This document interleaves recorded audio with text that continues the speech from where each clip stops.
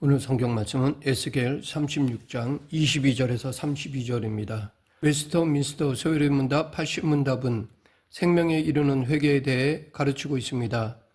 87문답에 인용된 성경 구절들 가운데 에스겔 36장은 87문답의 모든 내용을 두루 아우르는 귀한 말씀이라 하겠습니다. 오늘 본문은 언약이라는 관점에서 볼 때 구약 성경에서 가장 위대한 말씀입니다. 본문의 구절을 보면 22절에 내가 이렇게 행함은 너희를 위함이 아니요 라는 말씀이 나오고 32절에서 내가 이렇게 행함은 너희를 위함이 아닌 줄을 너희가 알리라 라는 말씀이 반복처럼 등장합니다. 성경에서 이렇게 비슷한 단어나 문장이 하나의 문단에서 앞뒤로 반복되는 것을 수미상관식 구조 혹은 순환구조라고 합니다. 구약과 신약 성경 시대는 구술문화 시대였기 때문에 이렇게 한 단락의 시작과 끝부분에 동일한 단어나 문장을 넣음으로써 그 전체가 하나의 생각을 전달하는 덩어리임을 보여줍니다. 오늘 본문이 주어진 시대적 배경은 이스라엘 백성들이 바벨론의 포로로 잡혀가 있는 상황입니다. 에스겔서의 기록 장소 역시 바벨론입니다. 에스겔은 원래 유다의 제사장이었지만 주전 597년에 바벨론 왕 느부갓네살 때에 포로로 잡혀갔습니다. 에스겔 1장 2절 3절에서 바벨론에 거주한 지 5년째 되던 해에 에스겔은 선지자로 소명을 받았다고 기록하고 있습니다. 여호야긴 왕이 사로잡힌 지 5년 그달 초닷새라 갈대아 땅 그발 강가에서 여호와의 말씀이 부시의 아들 제사장 나 에스겔에게 특별히 임하고 여호와의 권능이 내 위에 있으니라. 에스겔 36장은 에스겔이 포로 생활을 한 지 10여 년이 지난 때에 그가 받은 계시입니다. 처음 유다 백성들이 바벨론의 포로로 잡혀갔을 때만 해도 그들은 조만간 하나님께서 다시 고국으로 귀환시킬 것이라고 생각했습니다.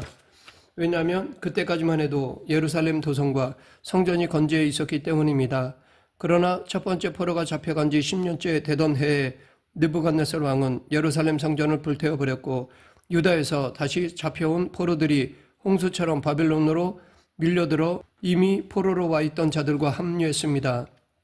에스겔 37장에 보면 마른 뼈가 살아나는 환상이 나오는데 그것은 당시에 이스라엘 백성들이 자신들의 상황을 마른 뼈가 가득한 무덤과 같은 상황으로 인식하고 있었음을 보여줍니다. 그렇게 모든 소망이 끊어진 상황을 배경으로 오늘 말씀을 이해해야 합니다. 오늘 본문 22, 23절 그러므로 너는 이스라엘 족속에게 이르기를 주 여호와께서 이같이 말씀하시기를 이스라엘 족속아 내가 이렇게 행함은 너희를 위함이 아니요 너희가 들어간 그 여러 나라에서 더럽힌 나의 거룩한 이름을 위함이라. 여러 나라 가운데에서 더럽혀진 이름 곧 너희가 그들 가운데서 더럽힌 나의 큰 이름을 내가 거룩하게 할지라. 내가 그들의 눈 앞에서 너희로 말미암아 나의 거룩함을 나타내리니 내가 여호와인 줄을 여러 나라 사람이 알리라. 주 여호와의 말씀이니라. 이 말씀을 보면 아주 중요한 패턴 하나를 발견할 수 있습니다. 약속의 땅에 살던 이스라엘 백성들이 타락했습니다. 그들이 하나님의 이름을 더럽힌 것입니다. 그런 그들을 하나님께서 심판하셨습니다. 심판하실 때 이방인들을 통해서 심판하셔서 이방인들이 이스라엘 백성들을 포로로 잡아갔습니다. 그런데 다시 이방인들 사이에서 하나님의 이름이 더럽혀졌습니다. 하나님을 믿는 이스라엘 백성들이 포로 생활을 하니까 이방인들이 하나님의 이름을 멸시한 것입니다. 그래서 하나님은 이스라엘 백성들을 다시 구원하심으로써 당신의 이름의 영광을 회복하시려 하셨습니다. 하나님의 거룩하신 이름이 이스라엘 백성들에 의해 더럽혀질 때 하나님은 이스라엘 백성들을 심판하셨습니다. 그런데 하나님의 거룩하신 이름이 이방인들에 의해 더럽혀질 때 하나님은 이스라엘 백성들을 구원하십니다. 이렇게 하나님이 자기의 이름을 거룩하게 하시는 역사가 한 번은 이스라엘 백성들에게 심판이 되고 한 번은 그들에게 구원이 됩니다. 그러면 이스라엘 백성들을 구원하시는 하나님은 어떤 일을 하실까요? 오늘 보면 24절에 보면 이스라엘 백성들을 다시 고국 땅으로 데려가시겠다고 하십니다. 내가 너희를 여러 나라 가운데서 인도하여 내고 여러 민족 가운데에서 모아 데리고 고국 땅에 들어가서 이것은 아브라함에게 주셨던 언약을 다시 회복시키시겠다는 약속입니다. 창세기 12장 1절부터 3절에 이스라엘 언약 역사의 가장 기초가 되는 아브라함 언약이 나옵니다. 그 중에서 3절을 보면 너를 축복하는 자에게는 내가 복을 내리고 너를 저주하는 자에게는 내가 저주하리니 땅의 모든 족속이 너로 말미암아 복을 얻을 것이라 하신지라 라고 약속하셨습니다. 하나님은 아브라함에게 5가지 약속, 즉 땅과 자손과 이름과 관계와 복의 약속을 주셨습니다. 이 약속에서 오늘 본문과 관련하여 중요한 것은 땅에 대한 약속입니다. 아브라함과 그의 자손들이 하나님의 언약에 충실하면 하나님은 그들에게 땅을 주시고 그 땅에 살도록 하십니다. 그러나 그들이 하나님을 배반하여 떠나면 약속의 땅에서 쫓겨나게 될 것입니다. 그래서 이스라엘 백성들은 하나님의 언약에 불성실하여 그 땅에서 쫓겨났습니다. 그러나 하나님은 자기 영광의 회복을 위하여 다시 그들을 약속의 땅으로 회복시켜 주실 것입니다. 그 회복의 과정이 오늘 본문 25절부터 30절까지 자세히 나옵니다. 25절 맑은 물을 너희에게 뿌려서 너희로 정결하게 하되 곧 너희 모든 더러운 것에서와 모든 우상 숭배에서 너희를 정결하게 할 것이며 하나님께서 이스라엘 백성들을 우상 숭배로부터 깨끗하게 하실 것입니다. 이것은 십계명 1계명의 회복이 이루어질 것을 말씀하신 것입니다. 십계명 1계명은 모든 율법의 기초와 근본입니다. 마틴 루터가 말한 것처럼 모든 죄는 십계명 1계명의 위반이며 모든 선행은 십계명 1계명을 지키는 것에서부터 나오기 때문입니다. 그러하기에 이제 하나님은 이스라엘 백성들이 율법을 다시 지킬 수 있게 하시겠다는 것입니다. 그런데 26절에는 더 놀라운 말씀을 하십니다. 또 새 영을 너희 속에 두고 새 마음을 너희 육신에서 굳은 마음을 제거하고 부드러운 마음을 줄 것이며 이 말씀은 에스겔 11장 19절 말씀의 반복입니다. 내가 그들에게 한 마음을 주고 그 속에 새 영을 주며 그 몸에서 돌 같은 마음을 제거하고 살처럼 부드러운 마음을 주어 이것은 곧 마음의 할례를 받게 해 주시겠다는 것입니다. 마음의 할례라는 표현은 모세가 신명기 30장 6절에서 처음 썼던 표현입니다. 거기서 모세는 놀랍게도 이스라엘 백성들이 장차 포로로 잡혀갈 것이지만 그들이 다시 하나님의 언약을 기억하면 하나님께서 그들에게 마음의 할례를 주실 것이라고 예언하였습니다. 내 하나님 여호와께서 내 마음과 내 자손의 마음에 할례를 베푸사 너로 마음을 다하며 뜻을 다하며 내 하나님 여호와를 사랑하게 하사 너로 생명을 얻게 하실 것이며 에스겔은 무덤과 같은 바벨론 땅에서 그 일이 일어날 것이라고 예언하였습니다. 마음의 할례는 하나님께서 주도하십니다. 그 일은 하나님께서 새 영, 즉 성령을 보내주실 때 가능합니다. 그러면 하나님께서 주신 이 새 영을 받은 사람은 어떻게 될까요? 첫째, 마음이 새롭게 됩니다. 굳은 마음, 즉 돌과 같았던 백성들의 마음이 이제는 부드러운 마음, 즉 살과 같은 마음이 됩니다. 돌의 마음은 차갑고 무감각하며 고칠 수 없고 생명이 없습니다. 그러나 이제 살의 마음은 따뜻하며 반응하며 변화되어 생명력으로 가득합니다. 둘째, 하나님의 율례와 규례를 지키게 됩니다. 27절 또 내 영을 너희 속에 두어 너희로 내 율례를 행하게 하리니 너희가 내 규례를 지켜 행할지라. 이스라엘 백성들이 그렇게 지키지 않으려 했던 하나님의 율례와 규례를 이제는 자발적으로 지키게 됩니다. 왜냐하면 하나님께서 성령을 보내서 그렇게 행하도록 해주시기 때문입니다. 이 모든 일을 28절에서는 내 백성이 되고 나는 너희 하나님이 되리라 라고 요약합니다.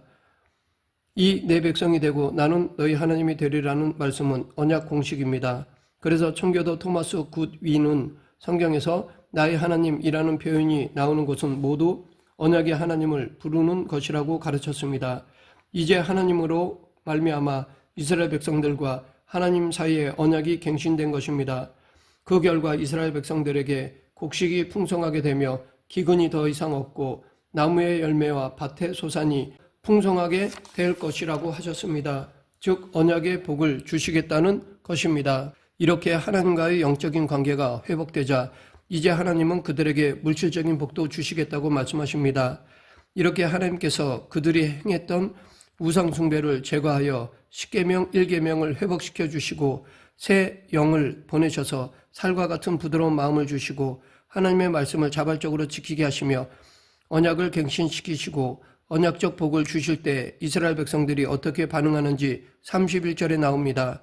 그때에 너희가 너희 악한 길과 너희 좋지 못한 행위를 기억하고 너희 모든 죄악과 가증한 일로 말미암아 스스로 믿게 보리라. 자기 이름의 영광을 회복하기 위하여 하나님께서 주도적으로 이스라엘 백성들을 회복시키실 때 그 놀라운 구원을 체험하는 이스라엘 백성들의 마음속에 일어나는 반응이 바로 회개입니다. 그들은 이전에 그들이 얼마나 악하게 살았는지 반성하게 됩니다. 이전에 얼마나 좋지 못한 행위들을 했는지 기억하게 됩니다. 이전에 행했던 모든 죄악과 가증한 일들을 떠올리면서 자신을 미워하고 증오하게 됩니다.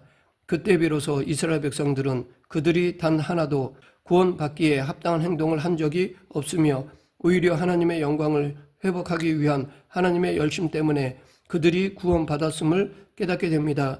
32절처럼 그들은 자신의 옛 생활을 부끄러워하며 한탄하게 됩니다. 주 여호와의 말씀이니라. 내가 이렇게 행함은 너희를 위함이 아닌 줄을 너희가 알리라. 이스라엘 족속아 너희 행위로 말미암아 부끄러워하고 한탄할지어다. 이것이 바로 회개입니다. 우리 역시 마찬가지입니다. 웨스트민스터 소요리 문답 87문답이 가르치는 바가 이것입니다. 질문: 생명에 이르는 회개는 무엇입니까? 대답: 생명에 이르는 회개는 구원하는 은혜인데 이로 말미암아 죄인이 자기 죄를 바로 알고 그리스도 안에서 하나님의 자비를 깨달아 자기 죄를 슬퍼하고 미워함으로 죄에서 떠나 하나님께로 돌아가며 새로운 순종을 목적으로 삼고 그것을 추구하는 것입니다. 회개란 죄인이 스스로의 힘으로 하나님께 돌아가는 것이 아닙니다. 회개의 출발점은 하나님의 일입니다. 하나님이 우리에게 먼저 은혜를 주십니다. 그때 우리는 자신의 죄를 알게 됩니다. 우리와 같이 몹쓸 죄인들에게 하나님의 자비가 그리스도 안에서 어떻게 주어졌는지 깨닫게 됩니다. 그럴 때 우리는 자기 죄를 슬퍼하고 미워하고 자기 욕망을 따라 살았던 삶을 증오하게 됩니다. 그 죄에서 떠나 하나님께로 돌아가며 새로운 순종의 삶을 살아가게 됩니다. 십계명을 배울 때 우리가 깨닫게 되는 것은 우리가 하나님의 이름을 더럽혔다는 것입니다. 우리는 십계명을 모두 범했습니다. 우리는 하나님 외에 다른 것을 섬겼습니다. 우리는 예배를 소홀히 했습니다. 우리는 하나님의 이름을 공허하게 불렀습니다. 우리들은 주일 성수를 제대로 하지 못했습니다. 우리는 부모를 거역했습니다. 우리는 형제자매와 이웃을 미워했습니다. 우리는 다른 사람을 정죄했습니다. 우리는 다른 사람을 따돌리며 당을 짓고 살았습니다. 우리는 악하고 음란한 이 세대에 동화되며 살았습니다. 우리는 돈을 사랑하여 다른 사람의 재산을 빼앗았고 다른 사람의 생명과 재산을 지켜주지 못했습니다. 우리는 입술이 더러운 자들입니다. 거짓말했고 모함했고 무시했고 비웃었습니다. 우리는 끝없는 탐심으로 죄를 짓고 또 지었습니다. 우리는 정욕에 빠져 허우적거리며 살았고 지금도 그렇게 살고 있습니다. 그런데 그런 우리에게 하나님은 어떤 행동을 하셨습니까? 하나님은 그 아들을 보내사 십자가에 달려 죽게 하심으로써 우리의 모든 죄악을 처리하셨습니다. 고린도후서 5장 21절에서 사도 바울은 하나님이 죄를 알지도 못하신 이를 우리를 대신하여 죄로 삼으신 것은 우리로 하여금 그 안에서 하나님의 의가 되게 하려 하심이라 라고 하였습니다. 죄악 가운데 있는 우리를 구원하시기 위해 하나님은 십자가라는 방법을 택하셨습니다. 하나님은 자기 이름을 회복하기 위하여 독생자를 이 땅에 보내셨고 그는 고난받고 순환당하셨습니다. 사람들에게 멸시당하고 매맞으시며 배신당하셨습니다. 죄 없는 그분이 증오와 저주의 십자가에 달리셨습니다. 우리가 십자가에서 생각하는 것이 무엇입니까? 우리는 보통 십자가에서 우리 같은 죄인을 구원하시는 하나님의 사랑과 타락한 죄인을 심판하시는 하나님의 공의를 생각합니다. 이것이 틀린 것은 아닙니다. 그러나 오늘 본문이 가르쳐주는 것은 십자가는 무엇보다도 하나님의 영광의 회복을 위한 하나님의 열심이 나타난 자리라는 것입니다. 생명에 이르게 하는 회개는 이렇게 하나님의 영광을 회복시키시는 하나님의 구원의 행동에서부터 시작합니다. 이것이 개혁주의 신앙의 핵심입니다. 즉 하나님께서 구원의 절대적인 주도권을 갖고 계시다는 것입니다. 오늘 본문이 이 사실을 가르쳐주고 있습니다. 하나님께서 이스라엘 백성들을 포로에서 회복시키시고 그들에게 새 언약을 주신 것은 그들의 노력으로 된 것이 아니었습니다. 본문에서 제일 처음과 끝에서 두 번이나 강조되고 있듯이 그것은 이스라엘 백성들 때문이 아니라 오직 하나님의 이름 때문에 하나님께서 하신 일입니다. 22절 이스라엘 족속아 내가 이렇게 행함은 너희를 위함이 아니요 너희가 들어간 그 여러 나라에서 더럽힌 나의 거룩한 이름을 위함이라. 구원은 1차적으로 나에게 달려있는 것이 아니요 심지어 나를 위한 것도 아닙니다. 구원은 다른 무엇보다도 하나님의 이름, 그 거룩하신 이름의 회복과 관련된 것입니다. 여기에서 우리는 생명에 이르는 회개의 원천이 무엇인지 알게 됩니다. 회개의 뿌리와 근거는 하나님의 이름의 회복을 위한 하나님의 열심에 있습니다. 그렇다면 누가 회개를 할 수 있습니까? 하나님의 영광을 위한 하나님의 열심을 깨닫는 자가 회개할 수 있습니다. 기독교에서 말하는 회개는 인간이 자기 힘으로 시도하는 어떤 윤리적인 변화나 그 시작점이 아닙니다. 그것은 하나님께서 이 타락한 인류를 위해, 특히 죄인된 우리를 위해 그 외아들 예수 그리스도를 보내주셨다는 충격적인 사랑에 대한 깨달음에서 나옵니다. 나같이 부족하고 죄 많은 자를 하나님이 버리지 않으시고 여전히 붙들고 계시며 나를 바꾸기 위해 지금도 일하고 계신다는 사실, 하나님의 영광을 위하여 나에게 그런 무조건적인 사랑을 베풀고 계신다는 사실에 대한 각성에서부터 회개가 나오는 것입니다. 그렇게 많은 종교 개혁자들과 청교도들은 회심이란 윤리적 사건이 아니라 영적인 사건이라고 하였습니다. 회개 이후에 윤리적 행동이 수반되지만 그것은 하나님의 영광을 회복하시는 하나님의 열심에 대한 반응이자 열매일 뿐입니다. 말씀을 맺겠습니다. 우리의 구원은 우리의 회개에서 비롯된 것이 아니라 전적인 하나님의 은혜로부터 시작된 것입니다. 그 은혜가 우리를 회개의 자리로 인도하신 것입니다. 그러므로 이미 우리 가운데 행하시는 구원의 하나님을 바라보며 날마다 회개하면서 두렵고 떨림으로 구원을 이루어가는 저와 여러분이 되길 간절히 축원합니다. 기도하겠습니다. 생사 화복을 주관하시는 하나님 아버지, 우리는 타락하였기에 의로울 수가 없습니다. 오직 하나님의 은혜만이 우리를 구원하심을 믿고 전적으로 의지하는 성도가 되게 하여 주시옵소서. 예수님 이름으로 기도드립니다. 아멘.